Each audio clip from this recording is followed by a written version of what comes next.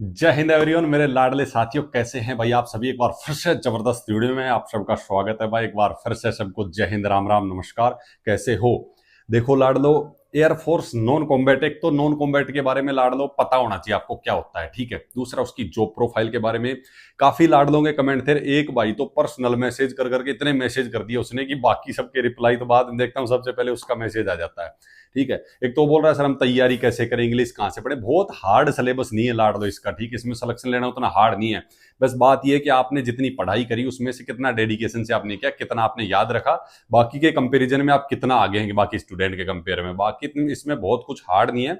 लेकिन job profile को लेके काफी सारे डाउट, काफी सारे मिथ्या हैं, कुछ बहम, कुछ मतलब कि वीडियो तो आपने बहुत सारे देखे होंगे, ठीक है। मैंने भी एक दो देखे थे, लेकिन किसी ने भी जो है ना एकदम शानदार जानकारी नहीं दे रखी है। क्योंकि एक तो खुद को पता होना, अरे एक इधर उधर से जो है जानकारी इकट्ठी करके देना, उसमें मतलब काफी फर्क हो जाता है। एक मतलब ये समझ लो किसी ने कुछ बता रखा, किसी ने कुछ बता रखा, तो किसी ने उल्टा पुल्टा बता रखा। अपन इस वीडियो में कुछ ऑफिशियल अपडेट, कुछ अपना एक्सपीरियंस और सारी चीजें जो है आपको एकदम सटीक बताएंगे। जितने आपके डाउट हैं सारे कवर कर देंगे। सबसे पहले तो मैं आपको यही बताऊंगा कि नॉन कॉम्बैट जो है ना लाडलो, होता क्या है, ठीक है, और इसमें क्या सुविधाएं मिलती हैं, क्या इसकी जॉब प्रोफाइल है, uniform, medical facility, CSD, insurance, salary वगैरह काफी सारे डाउट हैं बालकों के। लगभग सारे अपन जो है इस वीडियो में आपके कवर कर देने वाले हैं। तो देखो, सबसे पहले तो एयरफोर्स नॉन कॉम्बैट जो है ना लाडलो, होता क्या है, इस चीज को समझो। उसके बाद में अपन बताएंगे इसमें सुविधाएं, आपको क्या क्या फायदे, क्या क्या बेनिफिट्स, क्या क्या फैसिलिटीज वगैरह मिलती हैं। उसके बाद जॉब प्रोफाइल इसकी पूरी कवर करेंगे, क्या काम करना होगा, ठीक है, छुट्टियां वगैरह कितनी मिलती हैं, वर्दी आपको किस हिसाब की क्या मिलती है। सारे डाउट आपके एक एक करके क्लियर करेंगे, किसी का डाउट छूटेगा नहीं, ठीक है। पहले पूरा वीडियो देखना, उसके बाद आप कमेंट कर लेना। टेलीग्राम पे भी जाके हमसे संपर्क कर सकते हो। कोई भी ऐसा डाउट रहता है जो आपको क्लियर करना हो कि भाई हमारे डाउट क्लियर नहीं हुआ, हमें इसके बारे में पूछना, पूछ सकते हो बेझिझक, ठीक है। पॉइंट पे चलते हैं सीधा। इसमें क्या क्या सुविधाएं, मैंने सबसे पहले शुरुआत करेंगे पर नॉन कॉम्बैट होता क्या है, ठीक है। कॉम्बैट वॉरियर वो होते हैं लाडलो जो लड़ाई के मैदान में जिनको उतरना होता है, ठीक है, वो होते हैं कॉम्बैट। और नॉन कॉम्बैट जिनको लड़ाई से लेना देना नहीं है लेकिन उसी फोर्स का हिस्सा होते हैं, बाकी सारे सपोर्टिंग वर्क करते हैं। एक फोर्स होती है फाइटिंग, एक होती है सपोर्टिंग, और एक सपोर्ट विद फाइट, ठीक है। इस हिसाब से होते हैं। कुछ कोर होती है ऐसी जिनको सपोर्ट भी करना होता है जो फाइट कर रहे हैं उनको, और अपने आप को फाइट के हिसाब से भी तैयार करना होता है, क्योंकि उनको दोनों काम करने पड़ जाते हैं। लेकिन ये होते हैं नॉन कॉम्बैट जिनका जो है लड़ाई से मतलब फाइटिंग से कोई रोल नहीं है, लेकिन उनका सपोर्टिंग, जैसे भाई कोई भी, जैसे उनको जो जरूरत पड़ती है, आगे अपन बात करेंगे क्या क्या काम है वो सब, ठीक है, क्या क्या इनको करना पड़ेगा, वो सारी चीजें अपन आगे बात कर लेंगे। तो पहले ये क्लियर कर लो नॉन कॉम्बैट जो है लाडलो होता क्या है, ठीक है। अब आ जाती है इसमें छुट्टी। छुट्टी देखो, ये जो भर्ती निकाली है ना, पहले तो परमानेंट निकलती थी, और ये भर्ती इस हिसाब की कि 60 साल तक जो है इनमें सर्विस वगैरह देते थे, जो लग जाते थे वो। लेकिन अभी इसको अग्निवीर के अंडर में निकाल दिया, तो 4 साल की जो है जॉब रहने वाली है आपकी। अब 4 साल की जब जॉब रहेगी तो वही अग्निवीर स्कीम की तरह आपको हर साल में 30 दिन की छुट्टी मिलेंगी। ये आप कभी भी अपने हिसाब से ले सकते हो। सिक लीव क्या होती है, एक अगर कोई ऐसा बीमार हो जाता है कि उसको आराम की जरूरत है, तो डॉक्टर डिसाइड करता है कि इसको कितने दिन की छुट्टी दी जाएगी, उतने दिन उसको जो है छुट्टी पे घर भेजा जाता है। ये छुट्टी कितनी भी हो सकती है एज पर मेडिकल, मतलब आपकी क्या प्रॉब्लम है उसको देखते हुए, ठीक है। तो ये हो गया आपका छुट्टी का। उसके बाद में वर्दी का आ जाता है। अब इसमें भी जो है लाडलो, ये चीज क्लियर कर लेना, 25% जो है इसमें भी परमानेंट होंगे, ठीक है। ये लाडलो परमानेंट रहेंगे, उनको वही सारी फैसिलिटी मिलेंगी जो पहले मिलती थी, ठीक है।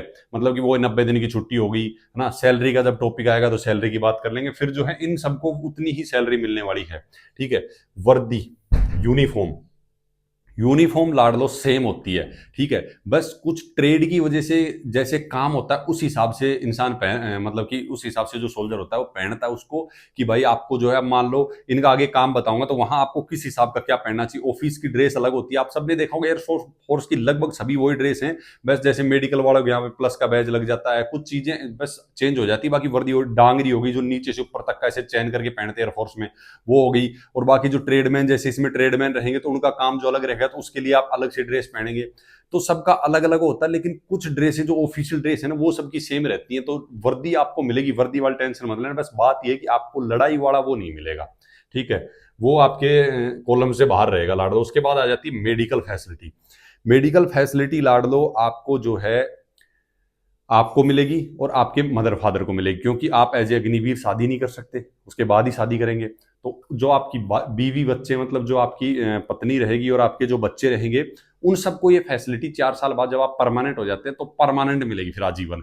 लेकिन अभी आपको सिर्फ 4 साल तक ये मेडिकल फैसिलिटी आपको और आपके ऊपर जितने डिपेंडेंट है फिलहाल उनको दी जाएगी, ठीक है। और ये एयरफोर्स की तरफ से ही दी जाती है आपको। सीएसडी फैसिलिटी भी आपको मिलती है, लेकिन सिर्फ अभी अगर आप भर्ती होंगे तो 4 साल के लिए होंगे तो 4 साल के लिए मिलेगी। उसके बाद जब आप रिटायर हो जाएंगे, मतलब 4 साल बाद तो रिटायरमेंट दे दिया जाएगा, उसके बाद कुछ को जैसे परमानेंट किया जाएगा, परमानेंट आप हो जाएंगे तो फिर आपको परमानेंट ही जो है लाइफ टाइम आपको सीएसडी फैसिलिटी भी मिलने वाली है। इंश्योरेंस एज ए अग्निवीर भाई किसी के साथ क्यों हो ऐसा, लेकिन अगर कुछ होता है तो 48 लाख का इंश्योरेंस भी जो है आपका किया जाता है, ठीक है। अब बात आ जाती है सैलरी की, तो सैलरी का देख लेते हैं। आप भर्ती हो रहे हैं एज ए अग्निवीर तो सैलरी आपकी कितनी रहने वाली है, ठीक है। सैलरी में आपका वैसे तो देखो सबको पता है, हो सकता है ये टॉपिक सबके काम का नहीं हो क्योंकि बहुत से बालकों को पता होता है, जिनको नहीं पता उनका मैं क्लियर कर दूं। बहुत इसमें टाइम नहीं लेने वाले, अपन नॉर्मल जो आपकी starting salary first second third और फोर्थ ईयर में आपकी 30 33 36 500 और ये 40, ठीक है, इस हिसाब से सैलरी रहेगी। जिसमें आपका कॉन्ट्रीब्यूशन होगा, आपको 70% इन हैंड दिया जाएगा, 30% जो है आपका इसमें काट लिया जाएगा गवर्नमेंट की जो स्कीम है उसके अंडर में। टोटल आपका 5 लाख काटा जाएगा और 5 लाख आपको गवर्नमेंट देगी भाई, ठीक है। ये मिला के आपको जब 4 साल बाद आप जाएंगे तो ये सैलरी जो आपको इतनी ये इन हैंड मिलेगी, ये आपकी अलग है। इसके अलावा आपको जो है 10 लाख और ये 0.04 लाख जो है रुपए आपको आपके अकाउंट में डाल दिए जाएंगे। तो ये आपका सैलरी का रहेगा 4 साल तक। उसके बाद में आप जब परमानेंट हो जाएंगे तो परमानेंट वालों को वही जो है स्टार्टिंग सैलरी पे लेवल 3 से 35 से 40 हजार पर ईयर आपको इन हैंड पड़ने वाली है, ठीक है। अब बात आ जाती है इनको पेंशन स्कीम की। अगर अपन बात करें तो इसमें पेंशन स्कीम नहीं होती है, 4 साल बाद आपको पेंशन नहीं दी जाएगी। जब आप परमानेंट होंगे तब आपको जो है पेंशन के भी आप हकदार रहेंगे। ईसीएचएस फैसिलिटी भी आपको नहीं दी जाएगी क्योंकि इसमें 4 साल तक है। तो ईसीएचएस वालों का भी डाउट रहता है बालकों के, सर जो रिटायर हो जाता है सोल्जर वो ईसीएचएस वगैरह में ट्रीटमेंट कराता है, तो नहीं भाई ये नहीं मिलेगी। आप परमानेंट होने के बाद जब रिटायर होते हैं उनको मिलती है, ठीक है। एक्स सर्विसमैन कोटा भी लाडलो नहीं मिलता है, बस कि धीरे धीरे क्या हो रहा है। पैरामिलिट्री बीएसएफ का भी आपने एक वीडियो देखा होगा, उसमें भी जो उन्होंने 10% सीट रिजर्व कर दी है। बहुत से स्टेट में स्टेट पुलिस को और बाकी अदर डिपार्टमेंट में भी जो है इनकी वैकेंसी रिजर्व हो चुकी है।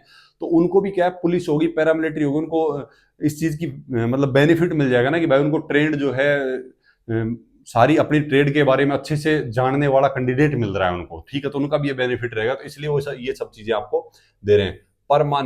परमानेंट ये नहीं है लाडलो, इसमें से 4 साल बाद मैंने आपको बताया 25% ही परमानेंट होंगे, ठीक है। ये अभी जब आप भर्ती होंगे तो परमानेंट रहिए, ठीक है। आपको सबसे ज्यादा अग्निवीर स्किल सर्टिफिकेट आपको दिया जाएगा जिसका आपका सिविल में भी यूज रहेगा। अगर आप कहीं आपको अगर नियर बाई अच्छे पेमेंट पे अगर सिक्योरिटी वगैरह की भी जॉब मिलती है और आप जैसे राइफल लाइसेंस वगैरह में प्रायोरिटी दी जाए, कुछ स्टेट ने इसका भी डिक्लेयर किया है, वो सब ले लें तो इसकी भी आपको जरूरत रहेगी, इसका भी आपको बेनिफिट मिलने वाला है, ठीक है। काम क्या करना होगा, सबसे ज्यादा जो नॉन कॉम्बैट वाले बालक जो तैयारी कर रहे हैं एयरफोर्स की, वो बोल रहे हैं सर हमें काम क्या करना होगा, काम का बताओ हमारा। तो लाडलो चलो काम का क्लियर कर देते हैं। जो प्रोफाइल कार्य का विवरण आप देख सकते हो हिंदी और इंग्लिश दोनों में, मैं आपको समझा देता हूं क्या है कहानी इसकी। आप अगर ऑफिशियल नोटिफिकेशन जिन बालकों ने देखा होगा, अच्छे से पढ़ा होगा, तो उनको पता चल गया होगा इसमें करना क्या है, ठीक है। आप इसमें अग्निवीर वायु अयोध्या मतलब नॉन कॉम्बैट, जिन्होंने युद्ध नहीं लड़ना युद्ध के मैदान में, के रूप में चयनित अभ्यर्थियों को संगठनात्मक हित में उन्हें सौंपे गए विशिष्ट कर्तव्यों को अतिरिक्त समय समय पर हॉस्पिटैलिटी हाउसकीपिंग स्ट्रीम के अंतर्गत सौंपे गए विभिन्न कर्तव्यों और कार्यों को पूरा करना होगा। संबंधित स्ट्रीम के अंदर कार्य के विवरण इस प्रकार हैं, ठीक है। हॉस्पिटैलिटी हाउसकीपिंग स्ट्रीम जो है इन सब का कार्य आपको करना पड़ेगा। जब आपने चूज किए फॉर्म भरा है तो जो काम है वो तो अपना करवाएंगे भाई, वो तो आपको करना ही पड़ेगा, इसमें कोई नहीं है। अगर आपको लग रहा है कि भाई मैं ये नहीं कर सकता, इसकी तैयारी नहीं करूंगा, तो आप बेटर पोस्ट के लिए कर लीजिए। लेकिन अगर आपको जॉब चाहिए और आप इसमें भी जो है देखना चाहते हैं कि भाई मैं इसमें ट्राई कर लेता हूँ, लग जाऊंगा तो फिर ट्राई कर लूँ कहीं और, तो आपके लिए ठीक है। नहीं तो अगर आपको ऐसा लग रहा है मेरे लिए सही नहीं है तो आपकी मर्जी है, ठीक है। हॉस्पिटैलिटी स्ट्रीम में जो है काम क्या होगा, एक व्यक्ति जैसे पेशेंट है उसको खाना देना, रसोई में कोई प्रबंधन काम करवाना, रसोई के लिए कुछ भी भाई, रसोई में जितने काम होते हैं सभी व्यंजनों की क्या क्या भाई आपको बनाना है उस दिन खाने में, वो सब डिसाइड होता है। उसके बाद उनको बनाना, काटना, पीटना, धोना और तैयार करना, ठीक है। अच्छा वहां का रख रखाव, वहां की साफ सफाई अच्छी रखना, भोजन और अन्य वस्तुओं का सुरक्षित भंडार जहां पे स्टोर हो रही है उनको सुरक्षित रखना, क्रॉकरी होगी, कटलरी होगी, प्रशीतन आदि को संभालना, मेज कुर्सियां बिछाना, भोजन पानी आदि परोसना से संबंधित सभी कार्य करने की अपेक्षा की जाती है, क्लियर हो गया होगा, मुझे नहीं लगता कोई डाउट रहा होगा। ये सब काम करना ही पड़ेगा भाई लाडलो, जब आप इस ट्रेड से भर्ती हो रहे हैं तो ठीक है। तो वो ये आदमी करने वाला कुछ भी करके खुश रहता है, क्योंकि उसने पता है ये जो है मैंने हासिल की है, मेहनत से की है भाई, है ना। और नहीं तो जिसके पास और अच्छा टैलेंट होता है भाई, सोचता है कि मैं तो और अच्छी हासिल कर लूंगा, तो फिर उसके लिए वेल एंड गुड है। उसके बाद हाउस कीपिंग में आपका लाडलो देख सकते हो, इसमें आपका क्या काम रहेगा। इस स्ट्रीम में एक व्यक्ति से जो भाई भर्ती हो रहा है उससे फर्श, सड़क, कमरे, बाथरूम, कमोड, मूत्रालय आदि को सफाई एवं झाड़ू बनाना, ठीक है। खास खरपतवार काटना, जमीन समतल करना, गड्ढे खोदना, बगीचे आदि में पानी देना, बर्तन व कपड़े धोना, पानी भरना, ले जाना, कार्यालय उपकरण संभालना आदि से जुड़े हुए सभी कार्य करने की अपेक्षा की जाती है। अब देखो एक चीज बताऊं, बहुत से वीडियो में ना गुमराह किया जा रहा है बालकों को, नहीं ये नहीं करना पड़ेगा, वो नहीं करना पड़ेगा। जिस ट्रेड से भर्ती हो रहे वो काम तो करना पड़ेगा यार। आप सिर्फ अपने व्यूज बढ़ाने के लिए, अपने क्लास बेचने के लिए, कोर्स बेचने के लिए बालकों को गुमराह कर रहे हो यार। ठीक है, मैंने बहुत से चैनल, बड़े बड़े चैनलों के ऊपर गलत तरीके से बताया, इसके भाई जॉब प्रोफाइल ये लाड़ लो, काम यही करने पड़ेंगे, कोई डाउट नहीं है इसके अंदर। जब आप खुद चूज कर रहे हो ना भाई इसको, किसी के कोर्स बेचने के चक्कर में आप वहां देख के गुमराह हो रहे हैं कि भाई ठीक है मैं इसका कोर्स ले लूंगा, अच्छी जॉब तैयारी करता हूं। जॉब सभी अच्छी होती है, आपको चूज करना आप किसके लिए, आपकी एबिलिटी क्या है, आप कितना जो है अचीव कर सकते हैं, क्या चीज आप किसकी तैयारी कर सकते हैं। जॉब तो आप कोई भी ले लो यार, किसी भी ले लो, काम तो करना पड़ेगा। ठीक है, ये जो भी हिसाब के, तो इसमें ये सारे काम करने पड़े। इसके अतिरिक्त बाल काटना, दाढ़ी बनाने, सिर की मालिश करने, कपड़े इस्त्री करने, चमड़े की वस्तुओं की सिलाई, सोल बनाने, चमड़े की वस्तुओं की मरम्मत, जूते पॉलिश, कपड़े की कटिंग, सिलाई, बदलाव, डॉर्निंग, रिबन, बैज आदि बनाने में जुड़े काम भी करने होंगे। ठीक है, उस हिसाब की ट्रेनिंग दी जाएगी। लेकिन ये नहीं कि एक ही बंदे को सारे काम करने होंगे, सबको अलग अलग जो है उस हिसाब से ट्रेंड कर दिया जाएगा, सबको अलग अलग काम किया जाएगा। ऐसा नहीं है कि एक ही बालक जो है ये सारे काम संभाल लेगा। तो ये रहेगा इसका जॉब प्रोफाइल, ये काम आपको सिलेक्शन के बाद में करने पड़ेंगे। ठीक है, और 4 साल आपको सर्विस दी जाएगी, देनी पड़ेगी, उसी में आपकी जो है ये ट्रेनिंग भी और आपका काम भी, सर्विस भी, सब कुछ हो जाएगा उसके अंदर। ठीक है, उसके बाद में जय हिंद लाडलो। और बस लगभग यही चीजें थी जो बालकों के सबसे ज्यादा डाउट थे, जो बालक समझ नहीं पा रहे थे कि भाई हमें जो है एक बार इस चीज की जानकारी की जरूरत है। और लाडलो वास्तव में थी, क्योंकि आप यूट्यूब पे सर्च भी मारेंगे ना, बहुत बड़े चैनलों पे वीडियो तो डले लेकिन जानकारी नहीं है किसी के पास में। ठीक है, तो रियलिटी लाडलो यही है। ठीक है, इस हिसाब का जो है सैलरी वगैरह सारा सब कुछ, जो प्रोफाइल आपका काम वगैरह ये रहेगा। बाकी सिलेक्शन की आपको तैयारी के लिए बहुत हार्ड भी तैयारी करने की जरूरत नहीं है। आपने देखा इसका सिलेबस भी बहुत हार्ड नहीं है ना, बहुत हार्ड पेपर भी इसका नहीं आता है, लेकिन वो ये सिलेक्शन लेना है तो बाकी को तो बीट करना पड़ेगा आपको। तो ये हो गया। बाकी आपको कोई डाउट हो लाड़ लो कमेंट कर लेना। ठीक है, अगर कुछ छूटा हो आपका इसमें मैंने जो बताया है, कुछ छूटा हो कमेंट कर लेना, नहीं तो टेलीग्राम पे भी जाके डिस्कस कर सकते हो। इस वीडियो को रोकते यहीं पे, फिर से जबरदस्त वीडियो जबरदस्त जानकारी के साथ, तब तक के लिए सभी को राम राम, नमस्कार, जय हिंद।